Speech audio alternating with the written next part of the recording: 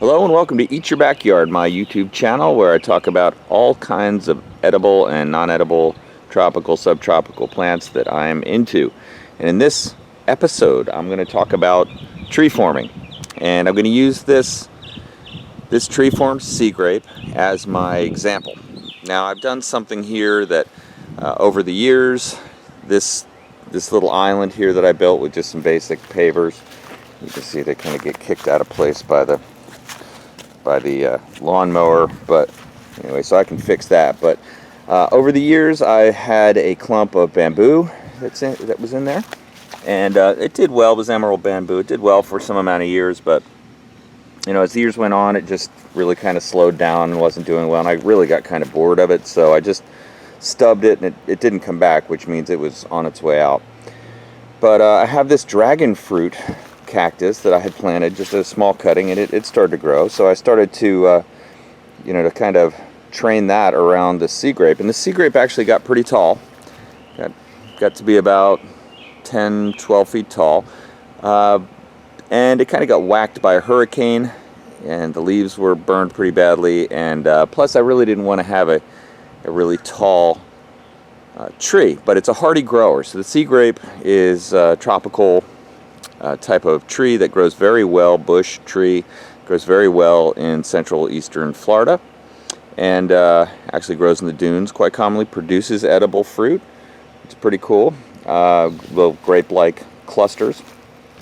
I have some other videos on that if you're interested. But so I decided to tree form it. Now this is a great tree as a candidate for tree forming, simply because it's very hardy and really responds well to trimming. So, okay, so since I trimmed it and I came up with this idea of kind of growing the cactus around the base, I haven't come back to it much, but now I've got some branches that are growing out here and there, and so I consider this like macro bonsai tree growing, where you just kind of use a tree like this and just have fun trimming it and making it the shape you want. So first thing I do is I'll cut off anything that, I call them suckers, anything that's growing out to the side. Now make sure I cut it real close, so you can see that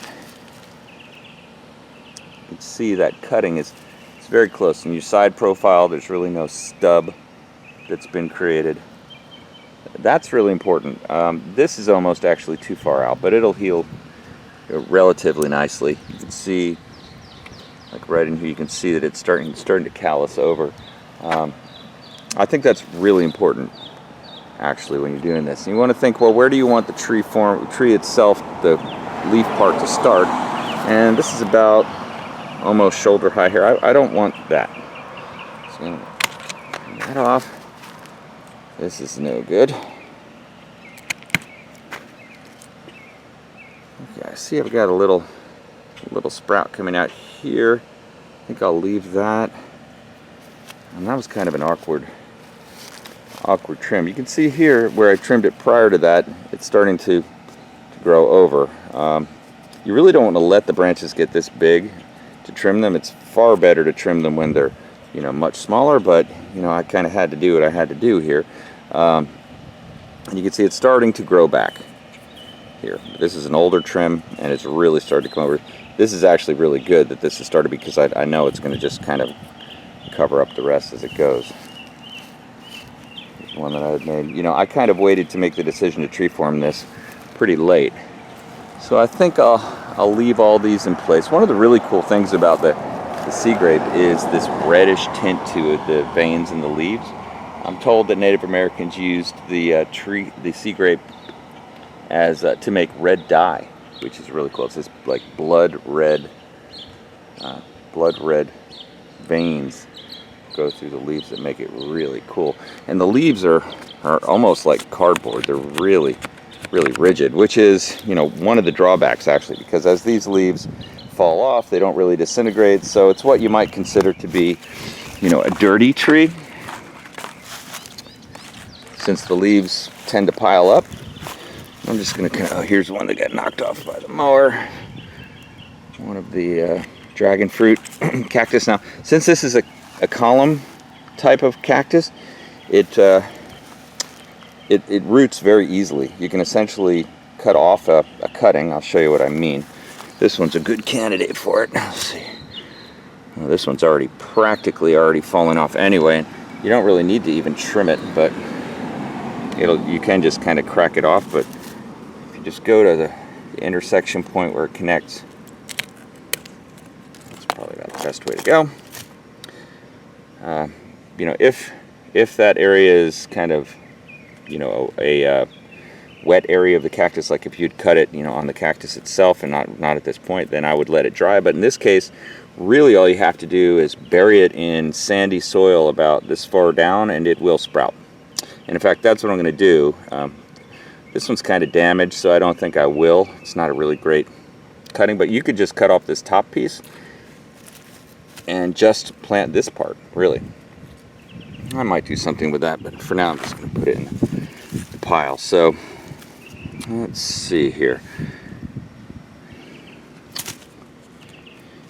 Yeah, some of this has had better days, but you know, I see the problem is that these suckers at the bottom, these little sprouts at the bottom, you can't have that. You know, that's going to defeat the purpose of putting all the energy up into the canopy of this tree-formed sea grapes. So we need to get rid of those. Problem is now it's grown in among cactus, but this kind of cactus is one of my favorite because there's the needles on it, and you can see I can put my finger right on it, and it really is not that bad. So getting in there to trim it that's one of the reasons I like it. I got rid of all cactuses which have these medieval style thorns on them. All right, so I'm going to try to get in there. Because the challenging part is I really don't want to leave stubs, but I think for now I'll just kind of trim them off and leave the stubs just so I can get in there, and then I'll go back in and get the stubs. You know, wherever I can take one pass at it, I'll do it. But you know, if you leave these stubs anywhere that there's a leaf, you know, that's another place where a sprout's going to grow. It's going to sprout very readily. You know, one thing is I've never tried to grow these from cuttings, but of course if you are growing from cuttings, it's always good to have a woody section. You know, this one is really not woody, so these probably aren't good candidates for that either. Let's see. Yeah. All right. I'm going to try to get this one right next to that.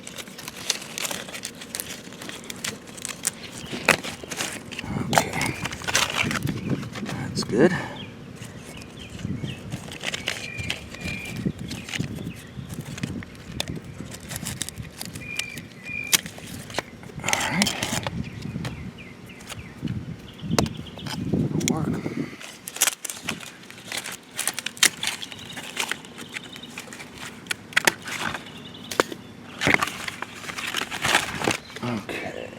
Starting to get cleaned up nicely. Just a couple more.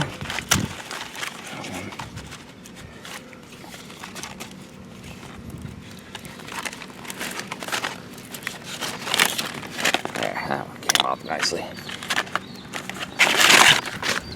Okay, let's take a step back and see what it looks like. I'm trying to get these leaves out of here too, because if I leave them down in there, they're just going to stay there for a long time. I'll use my other hand to see if I can't clean that up a bit. As long as you get that last leaf node out of there, it's usually pretty good. You can see here's another one, an older one. Stubs. And it's problematic when it starts to grow a lot from these. You really want to get them eliminated as much as possible to prevent the regrowth. It starts to become almost like an X. Oh yeah, see this? That's good. Okay, so that's pretty clean. You can see when I started to grow this thing, I had another major branch that I had to cut off. And here again is an example of one that's calloused over pretty nicely. This one's growing in pretty nicely, but these were, oh, I thought that was a bug. Don't want to get bit by a spider today. You know, they're really shaping up pretty well. All right, so I might as well pull a weed while we're at it.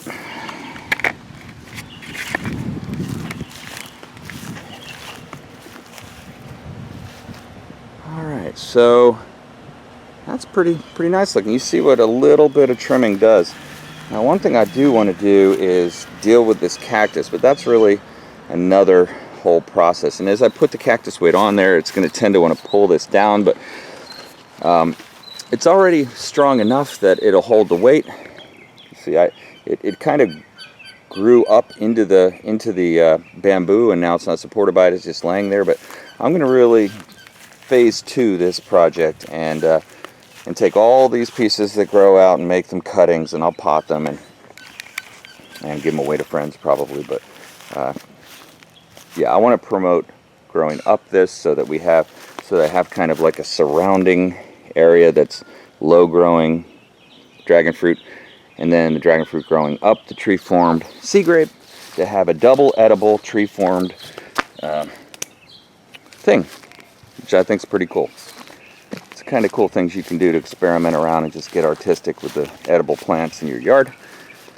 So there it is, the tree formed sea grape with dragon fruit to go with it. So hey, if you like these kinds of videos, go ahead and subscribe to my YouTube channel, Eat Your Backyard, and thanks for watching.